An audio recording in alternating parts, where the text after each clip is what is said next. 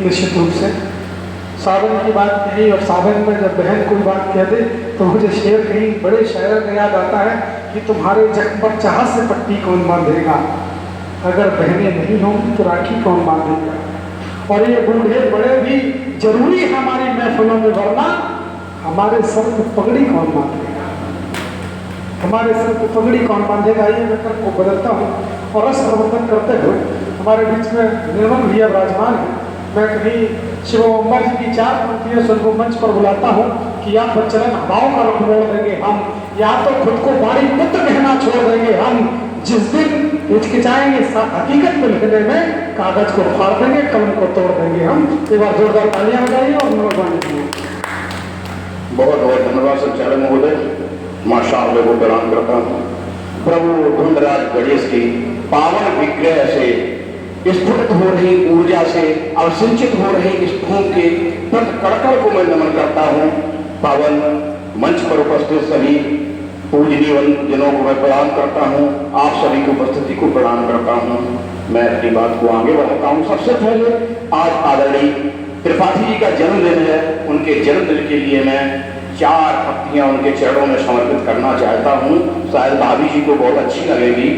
जिंदगी में आपकी खुशियां भरी रहें, जिंदगी में आपकी खुशियां भरी रहें, फूलों के संग संग कलियां भरी रहें। वो आए नाचे गाए धूम मचाए, आंगन में आपके भाभी की सखियां भरी रहें।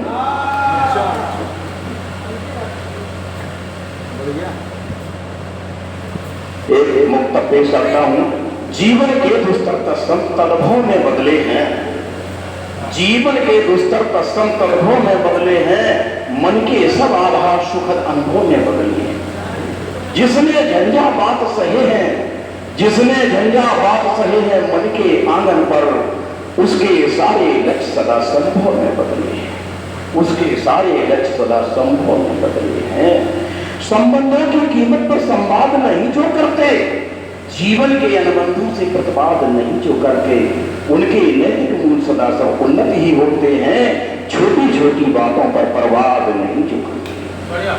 छोटी छोटी एक और पुस्तक, जो उत्कर्षों अपकर्षों में सम्यक रह लेते हैं, जो उत्कर्षों अपकर्षों में सम्यक रह लेते हैं, जो दुनिया के आघातों को दिल पर सह लेते हैं, पुष्प सदा ममता के खिलते उनके मन भवन में, जो मन अपने की बातों को, जो मन अपने की बातों को हंसकर कह लेते हैं, जो मन अपने की बातों को हंसकर कह लेते हैं। एक और मुक्तक, मान नहीं पा सकता कोई हारों से इस्तिहारों से, मान नहीं पा सकता कोई झूठे भाव विचारों से, चरण चोच कैसे भी रख ले कोई रूप बना ले, हंस नहीं बन सकता वो कपटपूर्ण व्यवहारों से, हंस नहीं बन सकता वो कपटपूर्ण व्यवहारों से। तो जीवन एक आलेखन है, संबंधों का लेखन है, भाव श्रद्धा का मिश्रण, दर्द और चाहत का मिश्रण, श्रद्धा का उल्लेखन है। आगे बढ़ता हूं। एक ऐसे पाठ, चित्तौड़गढ़ की ऐसे पाठ जिसके बगैर शायद राजपूताना जो आज पूरे हमारे साहित्य से लेके इतिहास के पन्नों तक दर्ज है, जिसकी श्रेष्ठता शायद उसके बगैर संभव नहीं थी। भाई मापन्ना अपने पुत्र चंदन की बलि देकर और राजकुमार उदय सिंह को चित्तौड़गढ़ के दुर्ग से सुरक्षित कुंभलगढ़ के दुर्ग पर लेकर पहुंचती है, और वहां पर कुंवर को सुरक्षित करने के बाद रात के तीसरे पहर में वातायन के सामने खड़ी हुई है, और उस समय जो विचार मन है, उस समय के चित्र बनाने का प्रयास किया आदरणीय आपके चरणों में समर्पित है।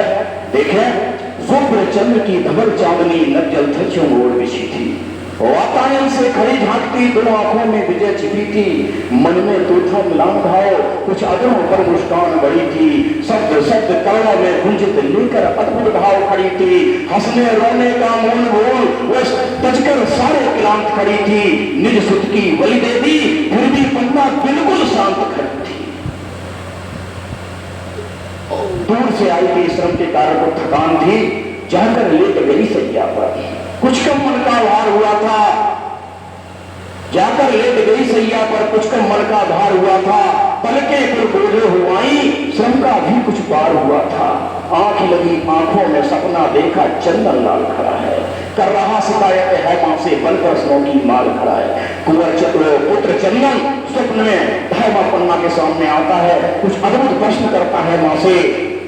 रोना पर फिर बोला चंदन, मां कैसी ममता दिखलाई, डाल खड़क के नीचे मुझको कैसे शांति मां तुम पाई, नहीं कलेजा कांपा था मां कैसे तू निष्ठुर बन पाई, आन मात की रक्षा को क्यों मां मेरी बलि चढ़ाई, आन मात की रक्षा को क्यों मां मेरी बलि चढ़ाई, होकर डर मैं कहता हूं मैं कोई मान नहीं पाऊंगा, कुटिल काल के बिहु जाल में फंस कर के रह जाऊंगा। मान कहां देती है दुनिया बेचारे दास-दासियों को, मान कहां देती है दुनिया हम शोषित दलित प्राणियों को, कोई दास कहां पाता है मूल्य स्वयं के प्राणों का, कोई दास कहां पाता है मूल्य स्वयं के प्राणों का। तुम वो माता भागी मां हो जो सुध की बलि चढ़ा आई, और पुत्र की बलिदानी पर रो भी जो न खुल कर पाई। आगे कहता है दर्द अवश्य सीने में होगा, दर्द अवश्य सीने में होगा, संतति सुख सबको आता है, कष्ट देखकर निज संतत पर पंछी तक बल बन जाता है, पंछी तक बल बन जाता है। अब धैमा पन्ना अपने पुत्र के प्रश्नों का उत्तर देती है। सत्य वचन है बेटा तेरा, अपने लिए सभी जीते हैं, लोग अर्थित जीने वाले नहीं रहे कोई रीते। वचन दिया जो महारानी को उसका भी मान बचाना था, लोक धर्म की रक्षा को खुद अपना भी वचन निभाना था। तुम तो केवल मेरे सुत हो, ये दुख भी मात्र हमारा है। उदय सिंह है सुतराला का जो जन का मात्र सहारा है, तेरे प्राणों की रक्षा से होती केवल मैं अब चिंतित, और कुंवर की रक्षा से अब होगा पूरा राज अचिंतित। सुनो राज की रक्षा को सब हंसकर प्राण दिया करते हैं, बड़बड़ी के हाथों से खुद सिर का दान किया करते हैं। जब अर्जुन सुत अभिमन्यु भी, जब अर्जुन सुत अभिमन्यु भी बलिदान हुआ रणवेदी पर, तब राजकुमार की रक्षा को मैं चढ़ा सकी सुत वेदी पर। चिंता तेरी जायज है पर बलिदान व्यर्थ न जाता है, पाषाणों में दब जाने पर भी बीज अंकुरण पा जाता है। तेरा भी बलिदान है चंदन, इस तरह व्यर्थ न जाएगा, तेरा भी बलिदान है चंदन, इस तरह व्यर्थ न जाएगा। मेवाड़ राज के मस्तक पर ये हीरे सजा जाएगा।